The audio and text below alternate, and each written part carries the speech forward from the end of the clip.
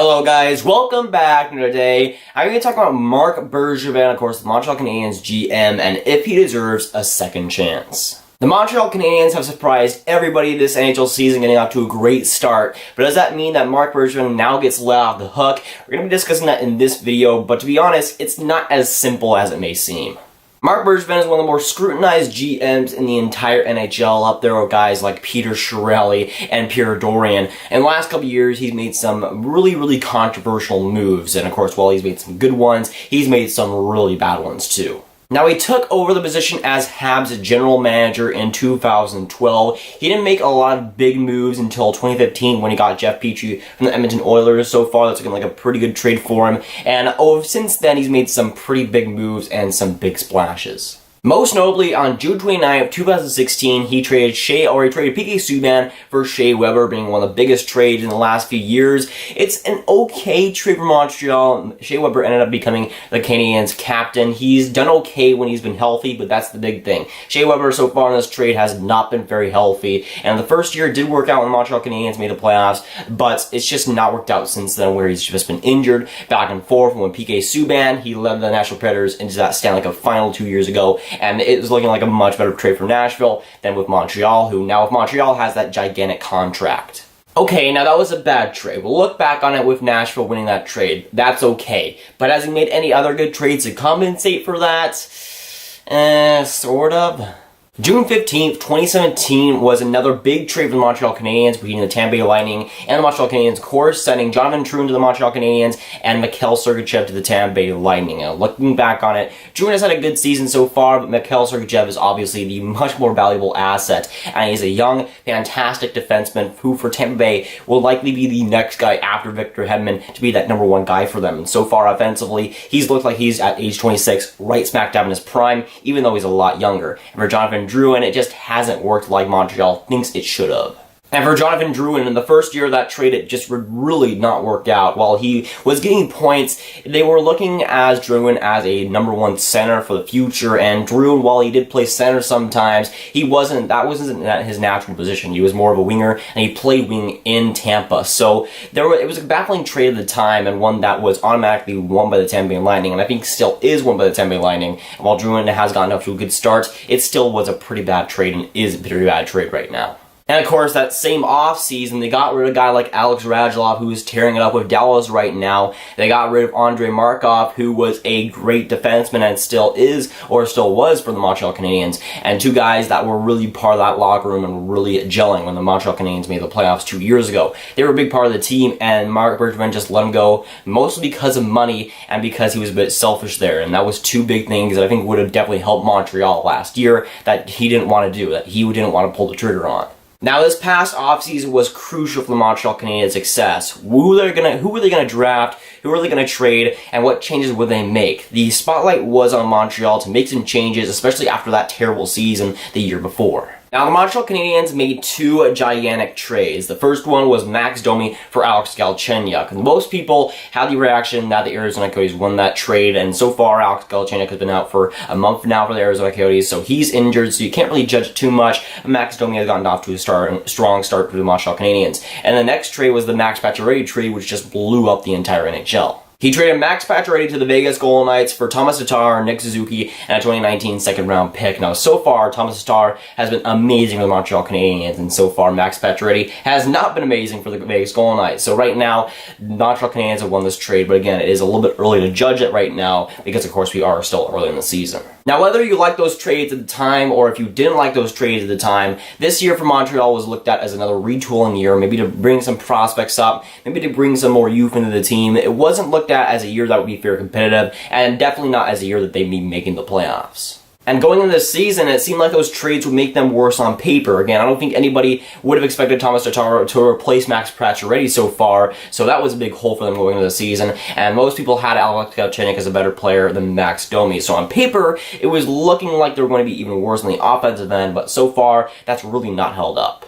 And so far, the Montreal Canadiens have started out the 2018-2019 season at a 4-1-2 record. Better than most people expected, especially me, who, while I didn't expect them to be in the dumpster, I didn't expect them to be a very good team either. And so far, the start has been surprising. They beat some good playoff teams, they've beaten some good opponents, and so far, they have been very, very good. I'm going to give them that because it might not last too much longer. But so far, the Montreal Canadiens have been crushing expectations. They've been playing so much better than a lot of people expected. So why is that? And why are the Montreal Canadiens playing so much better than everybody expected them to be? Well, in my opinion, so far the biggest strength for them has been the offense, and I think that was probably the most unexpected thing so far for the Montreal Canadiens. We thought that they'd maybe regress in the offensive end, but a lot of their depth players from last year, a lot of their good players from last year are starting to step up even more, and so far this season, it's been an offensive explosion for a lot of their games and a lot of the games that they've played. Just to list off the top point getters for the team, you have Thomas Tatar right now, who has 8 points in 7 games, Domi, who has 6 points,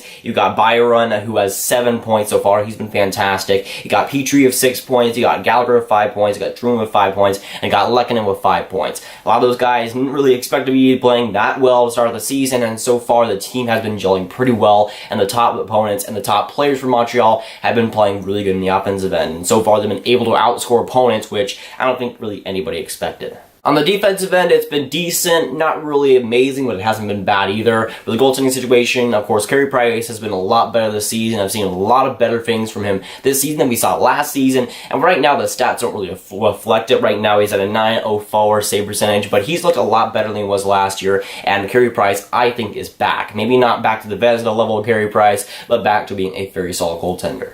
But you're starting to notice a trend, right? We're still pretty early into the season, and a lot of guys are overperforming and playing a lot better than they probably should. Cough, Thomas Tatar. So right now, I feel like things will come back down to earth a little bit over the next couple of weeks, and over the course of the year, they'll start to come back down to earth. I don't see this as a playoff team. I don't see this as a 4-1-2 team throughout the season. I just don't see that happening. With this Montreal Canadiens team, I just don't see that consistency from them. But I'm going to give Marc Bergevin credit. I'm going to give the Montreal Canadiens credit. So far they've played better than everybody really expected, better than most people expected, and better than I expected. And so far they've been one of the most surprising teams in the NHL. Just for the record, but how many players have been playing well on the offensive end? How many players have been contributing to that offense? I mean, the offense has been the best strength by far for Montreal. And again, if you would have said that the strength of Montreal would have been goals and goal scoring going into the season, you would have been looked at as a crazy person.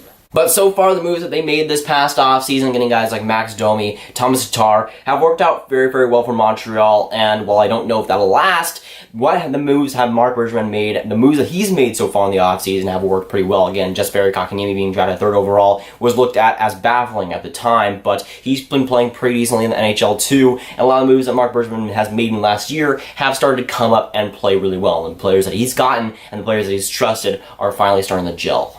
But to me, in all honesty, what has happened so far in the Montreal Canadiens, I think, has just been luck. A lot of their players that got in the offseason have been playing very well, and to be honest, have overperformed. And while I don't see the Montreal Canadiens as a terrible team, I don't see them as a great team either, so I don't feel like this will kind of come down to earth here. The Montreal Canadiens will not stay at this 4-1-2 pace throughout the season, and they'll likely come back down to earth. But for Montreal Canadiens fans and the team in general, it's great to see the atmosphere so far. Of course, them getting wins is good to see for that fan base.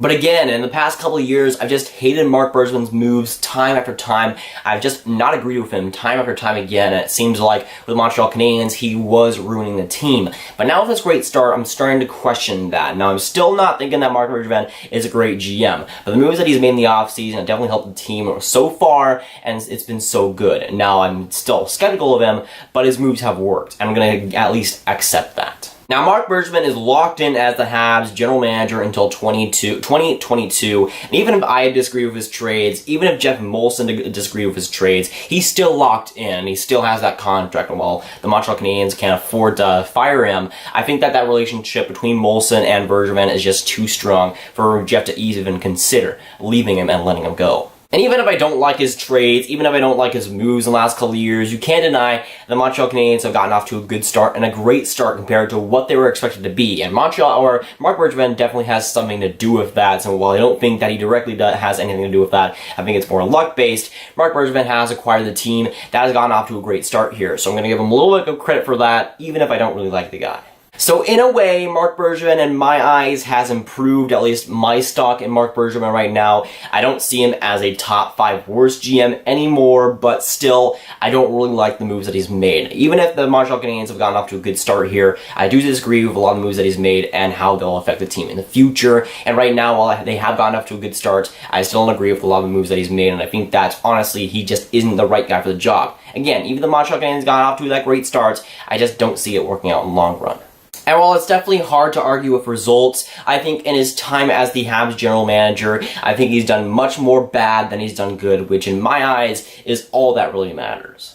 Now, even though in my eyes Marc Bergevin has improved, does he really deserve a second chance? And to me, I just don't see that whatsoever, even though he's improved in the last year because of some decent moves that he's made. And I think he's ultimately been pretty lucky with the Habs' performance so far. I still have the same opinion that I have a year ago, that Marc Bergevin is still not the guy for the job, is still not the correct Habs GM that will lead them into the playoffs and lead them into a great future. I just don't see that from Marc Bergevin. I just have not liked the trades that I've seen from him, and that will probably never change. But of course, with this video, I want to hear from you guys. What do you think about Marc Bergevin, and what do you think about the Montreal Canadiens' hot start? Does Marc Bergevin deserve to get a second chance, and do you think he deserves to keep GMing the Montreal Canadiens? Now, after this video, I suggest you watch this video where I talk about Connor McDavid and if he can win the Stanley Cup with the Edmonton Oilers.